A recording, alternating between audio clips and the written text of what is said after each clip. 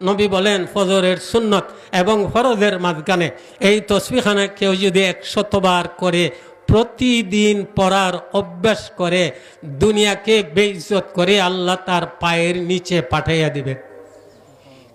নিজে পড়েন, আপনার ঘরের আহলিয়া ওনাকে বলেন তুমিও পড়ো, স্বামী স্ত্রী মিলে দুজনে যদি আমল শুরু করে দেয়, বাহ্যিক তাদের কিছু নাও থাকতে পারে, জমিদামা নাই, চাকুরি নাই, আয়ের সোর্স নাই, এই আমলের বদলে আল্লাহ তাআলা এদের অভাব চিনতে দিবেন না।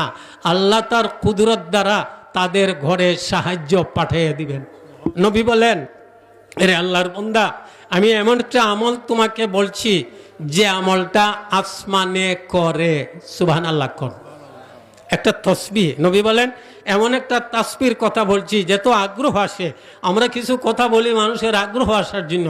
নবী বলেন এমন একটা তাসবির কথা আমি বলছি যে তসবিহ আসমানে পড়ে, যে তসবিহ জমিনে পড়ে, যে তসবিহ বাতাসে পড়ে, যে তসবিহ ফাইন্যে পড়ে, যে তসবিহ গাছগাছরায় পড়ে, এক কথায় কমই বেশি 18,000 মখলুকাতে পড়ে।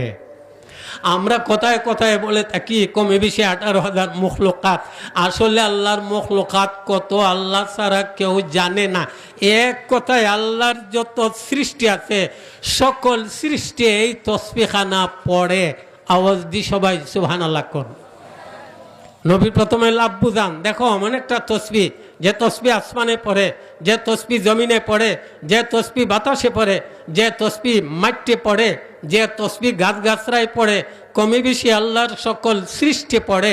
এই তসবিহখানা নবী বলেন আমার কথা মতো যদি পড়তে পারো, নবী বলেন আমার কথা মতো ফজরের সুন্নত এবং ফরজের মাঝখানে তুমি যদি পড়তে পারো, নবী বলেন দুনিয়াকে বেইজ্জত করে আল্লাহ তোমার পায়ের নিচে পাঠাইয়া দিবেন।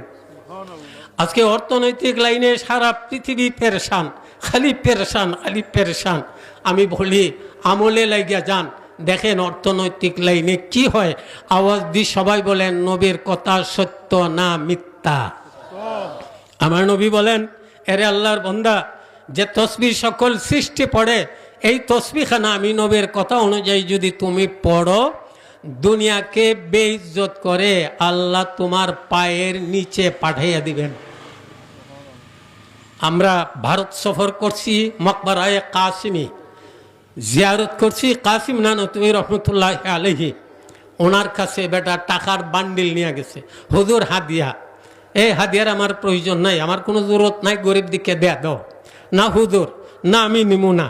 সে খুঁজতেছে তার জুতা কোথায়, ও জুতার ভিতরের যে বেষ্টি একটা চামড়া থাকে এটা উঠাইয়া টাকার বান্ডিল জুতার ভিতরে ঢুকাইছে, ঢুকাইয়া আবার চামড়াটা রাইকিয়া চলে আসছে। এবারে উনি মসজিদের বাহিরে পাও ঢুকাবেন, জুতার ভিতরে পাও তো আর ঢুকে না, টাকার বান্ডিলে তো বইরা রয়েছে, ঢুকে না। কি হয়েছে, চামড়া সরায় দেখা যায় যে টাকা নিয়ে গেছিল উনি গ্রহণ করেন নাই, এই বান্ডিল জুতার ভিতরে ঢুকাইয়া দিছে। সুবহানাল্লাহ কর।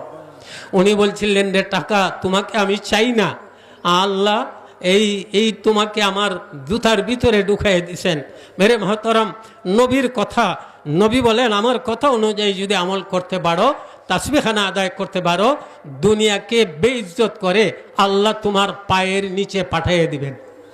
লোকটা বলে নবী আমি তো তাওই চাই, বলেন শিখেন একটু। সুবহানাল্লাহি ওয়া বিহামদিহি সুবহানাল্লাহিল আযীম আস্তাগফিরুল্লাহ। আপনাদের কাছে অন্য আমল থাকতে পারে, কিন্তু এই আমলটা সহজ। আমি খুব রিসার্চ করে দেখছি, এই আমলটা সহজ। সুবহানাল্লাহি ওয়া বিহামদিহি সুবহানাল্লাহিল আযীম আস্তাগফিরুল্লাহ, সুবহানাল্লাহি ওয়া বিহামদিহি সুবহানাল্লাহিল আযীম আস্তাগফিরুল্লাহ। নবী বলেন ফজরের সুন্নত এবং ফরজের মাঝখানে এই তসবিহখানা কেউ যদি 100 বার করে প্রতিদিন পড়ার অভ্যাস করে দুনিয়াকে বেইজ্জত করে আল্লাহ তার পায়ের নিচে পাঠাইয়া দিবেন। নিজে পড়েন, আপনার ঘরের আহলিয়া ওনাকে বলেন তুমিও পড়ো, স্বামী স্ত্রী মিলে দুজনে যদি আমল শুরু করে দেয়, বাহ্যিক তাদের কিছু নাও থাকতে পারে, জমিদামা নাই, চাকুরি নাই, আয়ের সোর্স নাই, এই আমলের বদলে আল্লাহ তাআলা এদের অভাব চিনতে দিবেন না। আল্লাহ তার কুদরত দ্বারা তাদের ঘরে সাহায্য পাঠিয়ে দিবেন। কিভাবে পাঠিয়ে দিবেন আমরা কিছু উদাহরণ বলি। ইব্রাহিম খাওয়াস রহমতুল্লাহ আলাইহি হজের সফরে পানি নাই, হজের সফর কত কষ্টদায়ক, খানি নাই, খাওয়ানোর প্রয়োজন, খালি মেহনত আর মেহনত, টাকা নাই, টাকারও প্রয়োজন। পেরেশান হয়ে নিরিবিলি জায়গায় সালাতুল হাজত নামাজ পড়ে। আজকে তো আমাদের ফরজ নেই টানাটানি, সালাতুল হাজত নফল কত পড়বে ইয়াদ রাখবেন। ফরজের সাথে সাথে যার নফল আমল যত বেশি হবে সে আল্লাহর তত বড় ওলি হবে। ভালো করে জানিয়ে রাখেন, ফরজ আমলের সাথে সাথে যার নফল আমল যত বেশি হবে, নামাজ বলেন, তেলাওয়াত বলেন, তাসবিহাত বলেন, সে তত বড় আল্লাহর ওলি হবে। সালাতুল হাজত নফলি আমল তো আমাদের কাছে কমতির শেষ নাই। আলা হাদরামি রাদিয়াল্লাহু তাআলা আনহু 4000 মুজাহিদিন সাহাবাদের নিয়ে জাহাদের পথে চলতেছেন। হঠাৎ করে সৈন্যরা বলে, সেনাপতি পানি তো নাই। সেনাপতি আলা হাদরামি বলেন, পেরেশানিরও কোনো কারণ নাই, আমাদের তো পেরেশানির শেষ নাই। উনি বলেন, পেরেশানির কারণ নাই কি? বলে, আমাকে 2 রাকাত নামাজের সুযোগ দাও। সুবহানাল্লাহ বলেন। 2 রাকাত নামাজ পড়ে 4টা শব্দ দ্বারা দোয়া করছিলেন, ইয়া হালিম, ইয়া আলিম, ইয়া আলী, ইয়া আজিম। এই 4টা শব্দ দ্বারা দোয়া শুরু করে দিলেন। দোয়া থেকে হাত নামাবার আগে আগে তাদের যে পরিমাণ পানির প্রয়োজন, এই পরিমাণ পানি মেঘ আকারে আল্লাহ তাদের কাছে পাঠাইয়া দিচ্ছেন। কোনো পেরেশানি নাই, নামাজ আল্লাহ দিলে নেই আল্লাহ থেকে লওয়ার জন্য। সবার জরুরত পুরা হয়ে গেছে, পানির জরুরত। সেনাপতি আলা হাদরামি রাদিয়াল্লাহু তাআলা আনহু বললেন, সামনে চলো। আজকে মুসলমানের দুর্গতি কি কারণে? ফরজ নামাজের গুরুত্ব নাই আর নফলের তো আহমিয়তই নাই।